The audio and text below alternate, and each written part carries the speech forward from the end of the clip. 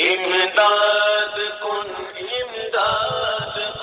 از بندے غم آزاد کن، در دین و دنیا شاد کن، در دین و دنیا شاد کن، یا وقت اعظم دستگیر امداد کن، امداد کن، امداد کن، امداد کن از بندے غم آزاد کن، در دین و دنیا شاد کن، در دین و دنیا شاد کن، یا وقت اعظم دستگیر امداد کن، امداد کن۔ السلام علیکم ورحمۃ اللہ وبرکاتہ۔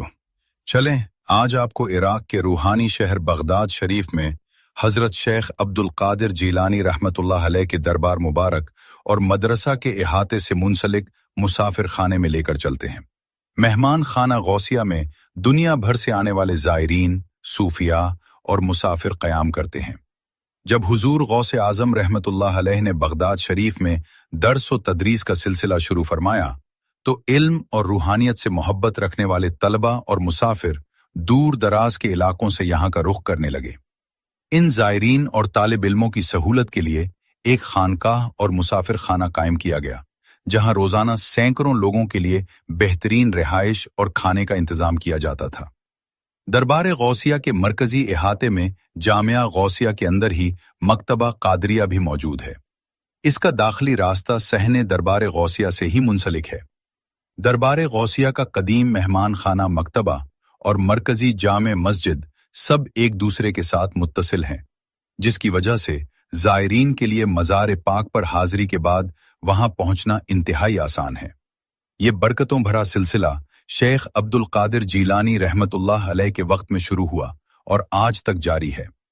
آج بھی یہاں زائرین قیام کرتے ہیں اور روزانہ ہزاروں حاجت مندوں، مسافروں اور عقیدت مندوں میں لنگر غوثیہ وسیع پیمانے پر تقسیم کیا جاتا ہے۔ مسافر خانہ غوثیہ میں مردوں، خواتین اور فیملیز کی رہائش کے لیے الگ الگ انتظامات موجود ہیں۔ پردے اور آرام کا خیال رکھتے ہوئے فیملیز، خواتین اور اکیلے مردوں کے لیے الگ الگ کمرے بنے ہوئے ہیں۔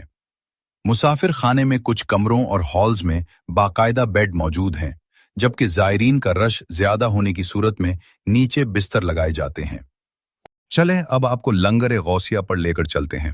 غوث اعظم شیخ عبد القادر جیلانی رحمۃ اللہ علیہ کی زندگی میں ہی ان کا لنگر خانہ بہت مشہور تھا، جہاں غریبوں، مسافروں اور طالب علموں کو کھانا کھلایا جاتا تھا۔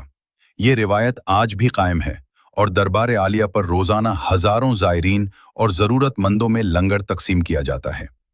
لنگر خانہ غوثیہ بغداد شریف میں شیخ عبد القادر جیلانی رحمۃ اللہ علیہ کے مزار مبارک کے ساتھ ہی چند قدم پر واقع ہے۔ چلے اب آپ کو مطبخ خیرات غوثیہ پر لے کر چلتے ہیں، جو غوث اعظم شیخ عبد القادر جیلانی رحمۃ اللہ علیہ کے دربار مبارک سے چند قدموں پر موجود ہے۔ مطبخ عربی میں کچن کو کہتے ہیں۔ مطبخ خیرات ایک بہت بڑا شاہی کچن ہے۔ یہاں روزانہ ہزاروں زائرین اور ضرورت مندوں کے لیے دیگوں میں کھانا تیار کیا جاتا ہے اور بعد میں لنگر خانے میں لا کر زائرین، مسافروں اور غریبوں میں تقسیم کر دیا جاتا ہے۔ لنگر خانے کے لیے دنیا بھر سے نقد عطیات اور اناج آتا ہے۔ ان عطیات، ملازمین اور کچن کے باقی انتظامات کے لیے مطبخ خیرات غوثیہ کا ایک الگ دفتر بنایا گیا ہے۔ زائرین مطبخ خیرات سے کچے چاول، چینی یا نمک کی تھوڑی سی مقدار تبرک اور عقیدت کے طور پر لے جاتے ہیں۔ زائرین کا ماننا ہے کہ اس لنگر خانے کے اناج کو اولیاء اللہ کی نظر کرم اور سخاوت سے نسبت حاصل ہے، کیونکہ حضور غوث اعظم اپنے دور میں خود غریبوں کو کھانا کھلایا کرتے تھے۔ لوگ اس تبرک یعنی چاول یا نمک کو اپنے گھر کے راشن میں ملا دیتے ہیں۔ عقیدہ یہ ہوتا ہے کہ اللہ پاک غوث پاک کے لنگر کی برکت سے ان کے گھر کے رزق میں کبھی کمی نہیں ہونے دے گا اور گھر میں خیر و برکت رہے گی۔ نمک اور چینی جیسی چیزوں کو بیماروں کو کھلانے کے لیے بھی لایا جاتا ہے، تاکہ غوث پاک کے آستانے کی برکت سے انہیں شفا حاصل ہو۔ زمانے میں اگر دیکھی تو شان قادری دیکھی، نبوت جنت کے گلستان میں ولایت کی کلی دیکھی۔ میری دعا ہے کہ اللہ تعالیٰ آپ سب کو تمام مقامات مقدسہ کی با ادب حاضری نصیب فرمائے، آمین۔